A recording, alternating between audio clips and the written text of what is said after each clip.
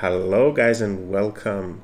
Today we're going to be talking about one unique build that I got a lot of inspiration from the comments of the last video. Just to let you know, this was going to be a video about the glass cannon Paladin build, but as I was doing it I figured out that it might be better to optimize in this way, so I'll just go through it. So thank you for commenting and engaging, and it's been really fun to theory craft with you guys. So okay, let's get straight to it. So you want to be putting 15 points in strength and charisma. Your main focus is going to be strength in this build. I would put 13 points in constitution and 12 in dexterity, dump the rest. From your race, you're going to be putting +2 in strength and +1 in constitution. We want to spare anti-Athel, and let Volo perform surgery on us to get our strength to 18 and charisma to 16. From races, usually I give you options, but this time you're gonna be going half orc. I've not had dealings with the dwarves since the dark days. There's no choices for you this time. You're not gonna choose. You're gonna go half orc, and you're gonna like it. The reason we're doing this is because of savage attacks or savage attacks. Whenever you score a critical hit with a melee weapon attack, you can roll one of the weapon's damage die one additional time and add it to the extra damage of the critical hit. He was already dead. He was twitching. He was twitching because he's got my axe embedded in his nervous system. This is going to be really important. It's going to be giving us about 9 additional d12s in our burst turn. So it's a Nova build. Very dangerous over short distances. Relentless Endurance is good. It's always nice when you're playing a Nova build or a burst build. A build that does so much damage to not be killed outright, not killed outright, and get out of the fight because you want to get your turn and do all your things.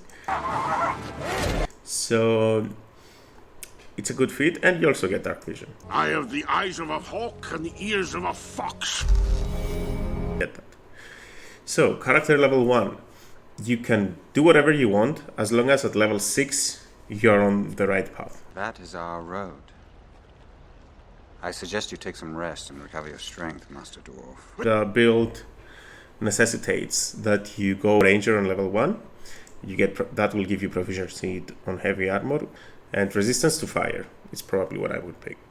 I would get Hunter's Mark at this point. It's a spell we're going to be using a lot down the line. Then we're going to continue with a Ranger build. We want to be a Gloomstalker Ranger due to the Dread Ambush feature. So at the start of your first 10-inch combat, you have more movement speed, which would allow you to get to the point where you want.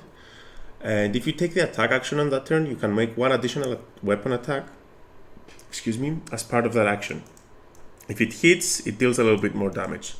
That's all we care about. I mean, you do have better dark vision, which is really good, especially since we already have dark vision. And you are invisible to any creature that relies on dark vision to see you. Yeah, that's good. That's all right.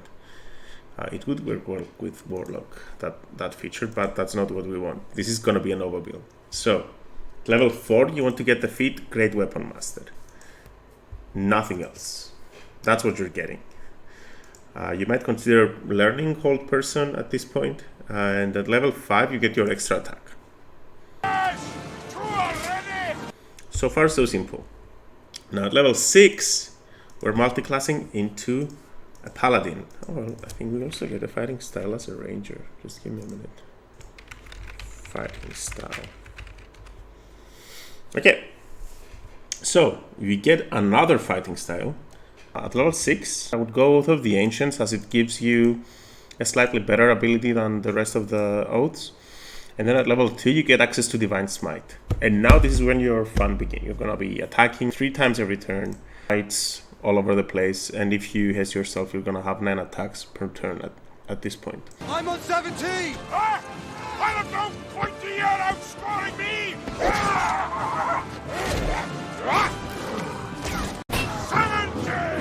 80! 90!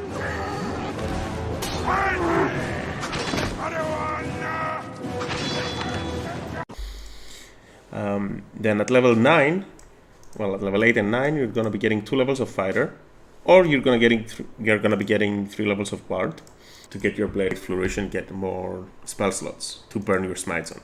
So that's basically it. you choose your fighting styles. I would essentially choose defense for one of them. Then the other one would be great weapon fighting, because we're always going to be holding great axe. That's your build. Okay, so what can your allies do to help you with this build? Well, when we're going to be doing our damage calculations, we are assuming that the enemy is held, so it's a hold person or hold monster.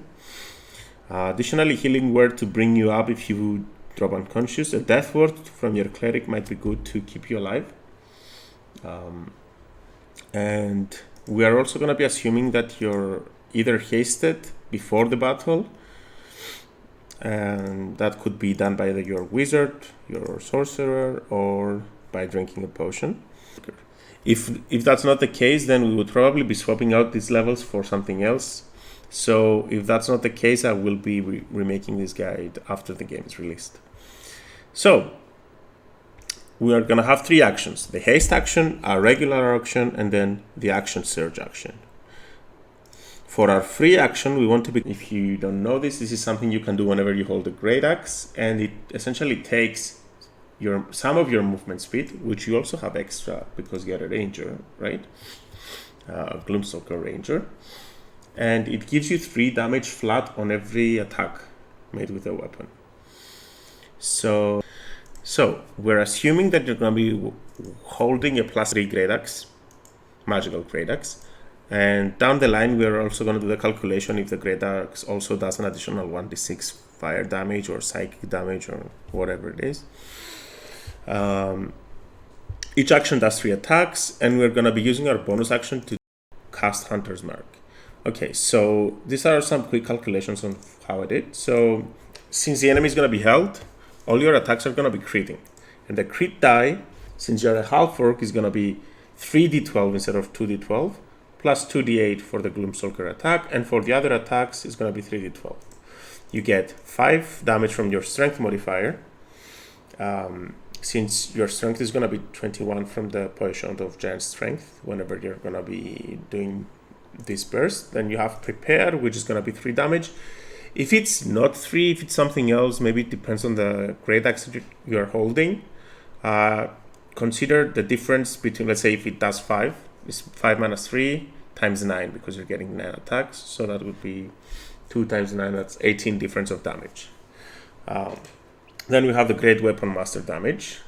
Then we have the weapon modifier, because it's a +3 weapon, and that averages out to 56.5 damage for the Gloomstalker attack and 47.5 for the normal attacks, which which totals to 151.5 damage per action. And you have 3 of them. I asked her for 1 hair from her golden head.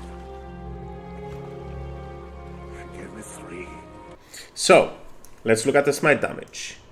From the multiclassing table, you have I will link my spell casting guide here, so you can actually have a look at that if you're confused about how this works. So we have 7 levels of half casters, which means that essentially 7 over 2 rounded down. Therefore, you are going to be a level 3 caster before you take any bard levels. However, when you take your 3 bard levels, you're going to be a level 6 caster. So you're going to have 4 level 1, 3 level 2, and 3 level 3 spell slots. So, smite damage. We're going to be using 1 level 1 spell to cast Hunter's Mark, which is going to do 2 additional d6 every time we land an attack. That's 66 per turn per attack, so that's a lot of damage. So that's worth giving up a smite for that. Yeah, so a smite is 1d8 plus the level of the spell that you do adds another d8. So a level 1 would have a 2d8, a crit would be 4d8. A level 2 smite would be 3d8, therefore the crit would be 6d8.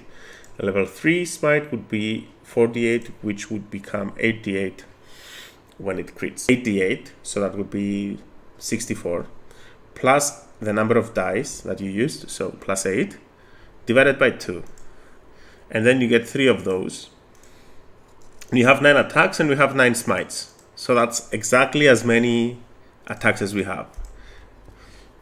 So that's the average damage, and that's the total crit damage that we're going to be dealing with them. So that totals to 234 radiant damage. Then the calculation for the Great Axe is assuming that it does 1d6 damage normally. When it crits, and we have 9 attacks that are going to be critted, it's going to be 9d6, right? Because it's 9 attacks times the d6 damage. But it's times 2 because it's a critical. So this averages out to 63 average damage per round.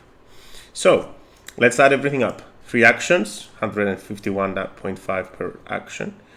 The smite damage, the Great Axe flaming damage, and the Blade Flourish is the ability you get as a Bard College of Swords.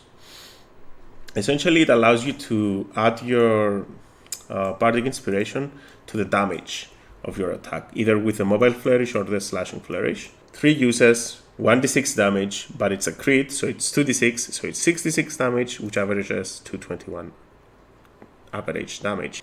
The total here comes to 772.5 on the first round of combat. That's a lot of damage. This is crazy. However, this is something that I want to mention. If you take the Great Weapon Fighting style that we mentioned earlier, you are effectively increasing this number by either 27 or 18. How about a little more?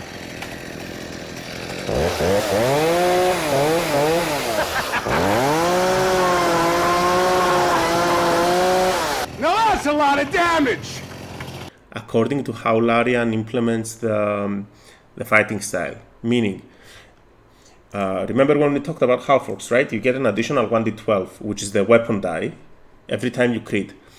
It's plus 18 if they don't take the dice that are going to be rolled due to the half-orc into account, and plus 27 if they do take them into account, because it's 3 crits per turn for 3 weapon die, right? So they're going to be rolling 6 weapon die and 3 half-orc die, which are also going to be d12. Depends on how they count them, and that's times 3. So that's plus 1 average damage every time, because instead of critting on instead of your average damage being between 1 and 12, it's between 3 and 12. So yeah. So if that's 27, then we have a total of 799.5. But yeah, this is the build. It's over, Anakin! I have the high ground! You underestimate my power! Don't try it! I'm really excited to see how this is going to work when the release happens, and if there's anything else that adds even a little bit of damage every attack, it could boost this build to do insane amount of damage.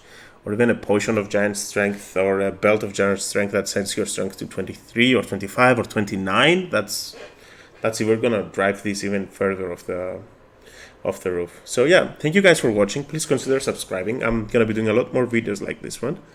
And thank you for engaging. You're really giving me inspiration, and I enjoy your interactions very much. Yeah, have a great one, guys. See you around.